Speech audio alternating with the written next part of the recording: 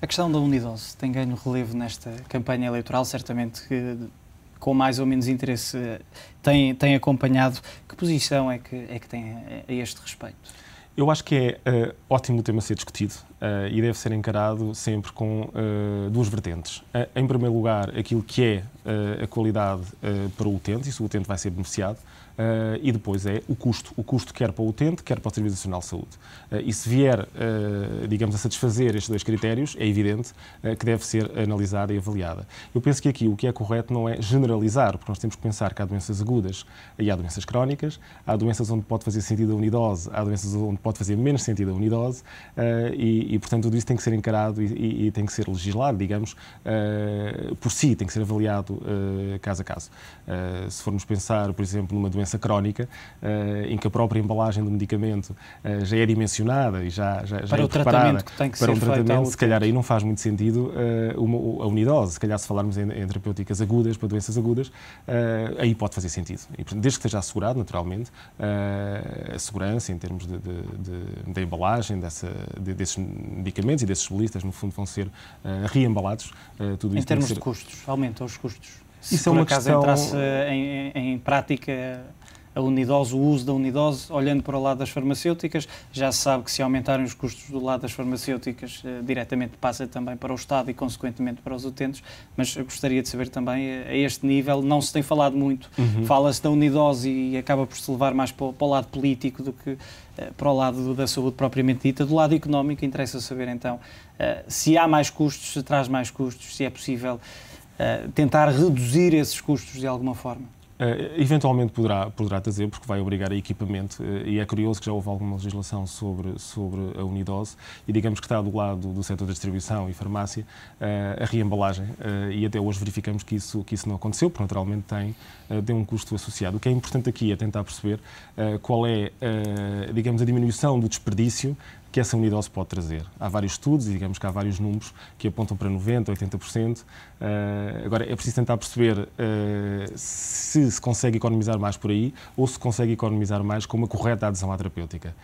Porque, eventualmente, o que pode acontecer depois da parte do doente é não ter uma tão boa adesão à terapêutica e, digamos que um tratamento a meio ou não acabado acaba por ter custos mais tarde. Se essa doença se reavivar, enfim, seja qual for o problema.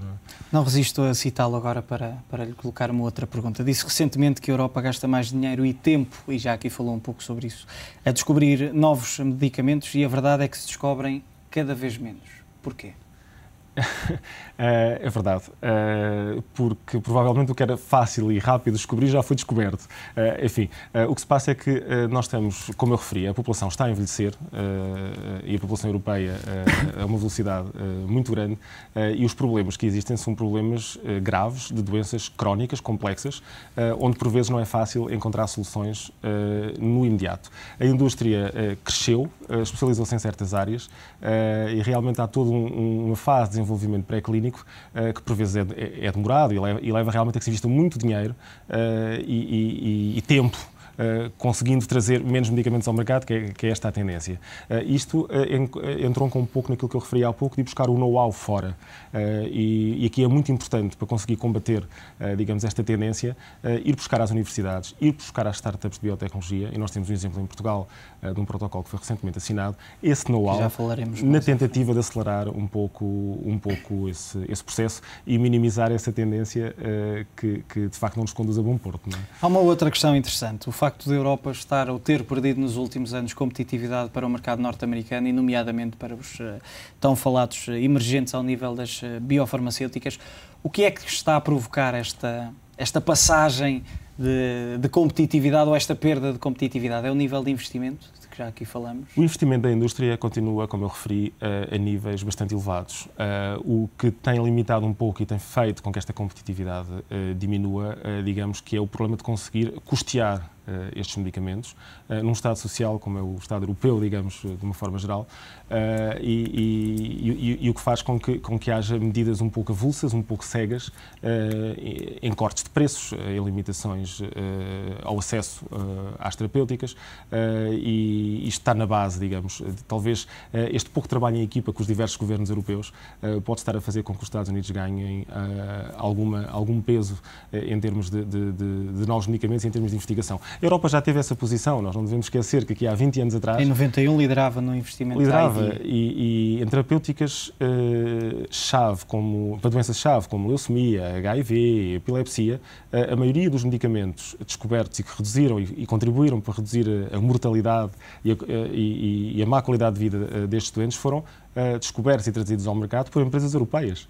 E, portanto, isso já aconteceu. Em 2009, a verdade é que o investimento caiu cerca de 30%. É também um efeito da crise que atinge o globo e que se tem centrado muito na acaba por ser um pouco está um pouco ligado a essa crise também e naturalmente, se calhar, há falta de medidas de longo prazo para que em conjunto se consiga garantir a sustentabilidade. Tem havido alguma falta de coordenação a esse nível? Eu penso que sim, há um espaço. Mais uma vez eu reforço, nós não podemos esquecer aquilo que representa para a competitividade económica europeia a indústria farmacêutica. Custa aos serviços nacionais de saúde, de uma forma geral, na Europa, cerca de 120 bilhões de euros. Não podemos esquecer que a Europa exporta o dobro deste valor, com uma balança comercial positiva de 55 bilhões e emprega mais de 630 mil pessoas de alto capital intelectual neste setor. E, portanto, por tudo isto, deve ser encarado, de facto, como um setor altamente competitivo. Falando concretamente da UCB, a que é que se dedica em concreto para quem que nos esteja a ver nesta altura e eventualmente desconheça? A UCB tem feito um percurso. A UCB existe há cerca de 90 anos no mundo, é uma empresa de origem belga e há cerca de 40 anos em Portugal. Surgiu inicialmente com uma componente de base química e química pesada também, com reagentes, com produtos dessa natureza. Perdão. E em 2004, digamos que se reposicionou como uma empresa biofarmacêutica. E, portanto, hoje está situada em dois nichos de mercado, que é a imunologia e o sistema nervoso central, e, digamos, com um pipeline interessante, de cerca de 10 moléculas em avaliação, com cerca de 15 indicações, especificamente nestas áreas. E, portanto, com menos interlocutores e muito, muito especificada e mais especializada. Foram tratadas no início do ano cerca de 219 mil pessoas com medicamentos da UCB. Com esta nova geração de medicamentos da UCB, exatamente. Olhando para os resultados, a receita aumentou 13% no primeiro trimestre. Em 2010 atingiu os 3.200 milhões. Por vezes ouvem-se críticas à indústria. Já aqui falamos um pouco sobre esta questão, que a acusam, de forma genérica, naturalmente, não me refiro à UCB, de ganharem milhões à custa de medicamentos cujos preços continuam a aumentar. É importante perceber e deixar bem esclarecido, se possível, se fazem sentido estas afirmações. Repare, a indústria farmacêutica acaba por estar um pouco debaixo de foco por lidar com a saúde das pessoas. E, portanto, nesta matéria... Sabes que é sempre um setor muito sensível. É um setor muito sensível. Em termos de rentabilidade, eu gostaria aqui de reforçar que tem uma rentabilidade líquida semelhante a outros setores. E, portanto, na indústria farmacêutica, de uma forma geral, falamos entre 9% a 10%. Se pensarmos, por exemplo, na rentabilidade líquida de uma EDP ou de uma PT, situam-se na ordem dos 14% a 15%. Porque lidamos com uma matéria muito sensível, que é a saúde das pessoas, naturalmente, que surgem depois, por vezes, estas questões.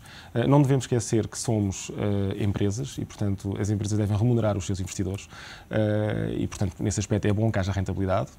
E depois há um aspecto muito importante, e como eu referi há pouco, somos um setor que está à frente, e largamente à frente, em termos do que é a investigação e o desenvolvimento. Vão continuar com essa... Vamos continuar. Repare, o século XXI, eu diria que vai ser o século dos cuidados em saúde. A população está mais exigente, está mais informada, está mais envelhecida, vai precisar de mais cuidados. Existe uma questão do financiamento. Os Serviços Nacionais de Saúde, juntamente com as empresas, têm de encontrar formas de conseguir financiar esta inovação, e há sempre o risco de medidas disruptivas avulsas de cada país que podem pôr em causa muita coisa. Vai ser depois o século da saúde, precisamente como eu dizia há pouco, temos 10 anos sobre a descoberta do genoma. Estamos a dar agora os primeiros passos. Os primeiros a conseguirem descodificar os códigos genéticos associados a uma série de patologias vão estar na linha da frente de quem vai produzir essa inovação. E, portanto, é um setor que deve ser acarinhado, naturalmente. Assinaram recentemente, e já aqui deu o mote para esta questão, um protocolo inédito na área da medicina translacional em Portugal, com a Tecnopage. Em que é que consiste concretamente? Especificamente, o nosso objetivo com este protocolo, para já, é aproveitar o capital intelectual e dos investigadores portugueses. Eu aqui gostava de reforçar um aspecto que foi muito importante, quer dizer, como eu referi há pouco, a empresa é uma empresa belga e os nossos investigadores na Casa-Mãe, quando perceberam o potencial que existe nesta empresa, ficaram muito interessados, precisamente na perspectiva de acelerar um processo de investigação que consiste numa nova geração de terapêuticas que vão interferir com o nosso sistema imunitário e, portanto, o objetivo é, e quando se fala em medicina translacional, é ligar a ciência aplicada à ciência básica. Muitas vezes o que se faz é apoiar universidades, meios académicos, mas sem depois ligar ao mundo prático. Com esta empresa e é o conceito de medicina translacional, o que nós estamos aqui a fazer é a ponte entre a universidade e a indústria e o doente, e conseguir acelerar todo esse processo. Que grandes vantagens é que traz este processo para quem não perceba bem o que é a medicina translacional? É precisamente acelerar o processo de investigação do medicamento. Reduzir os custos, eventualmente. Reduzir os custos, eventualmente. Como eu referi há pouco, o medicamento... Aproveitar também investigadores portugueses. Fundamental. Fundamental e, eu particularmente, é com um orgulho muito grande que verifiquei o interesse que uma empresa como a Tecnofage suscitou nos nossos cientistas que trabalham connosco. Porque realmente podemos ser somos um mercado de pequena dimensão, podemos eventualmente ser conotados com um mercado menos apetecível. Mas a verdade é que vemos investigadores nacionais espalhados pelo mundo e a ganharem prémios e bolsas. Temos um capital intelectual com o qual devemos contar. E eu acho excepcional e eu penso que é por aí que temos que ir. Quando a palavra crise está permanentemente diante de nós, não é de braços cruzados que vamos resolver nada. E, portanto, temos que perceber o que temos, o capital que temos, acarinhar e apadrinhar e digamos, dar visibilidade a estes setores. É fundamental. Gostava de destacar uma questão ainda relativamente a este protocolo. Pela primeira vez aliam 3 áreas do mundo da ciência: a básica, a aplicada e a clínica.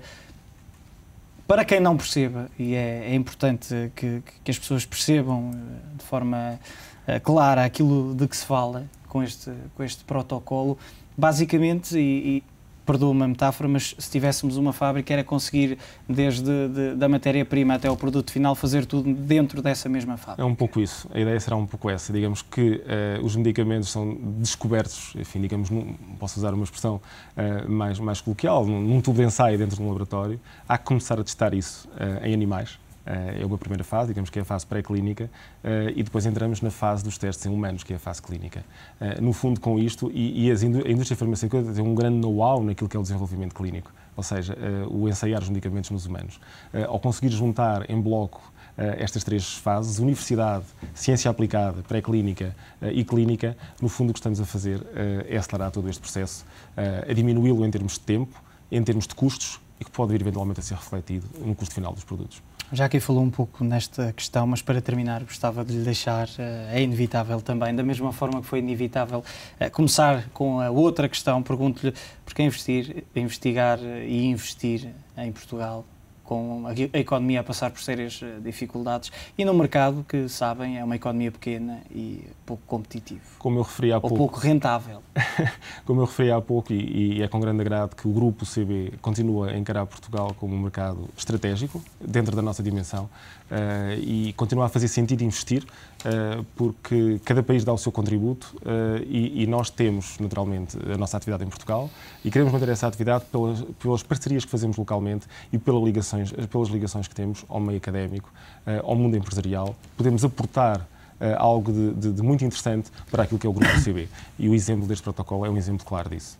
Muito obrigado mais uma vez por ter aceitado o convite. António Charrua, CEO da UCB. Estivemos em análise a questão da saúde em Portugal pós-Troika e também o futuro das farmacêuticas e, ao mesmo tempo, o papel em todo o processo, desde da definição do preço do medicamento até à investigação e ao desenvolvimento de novos medicamentos.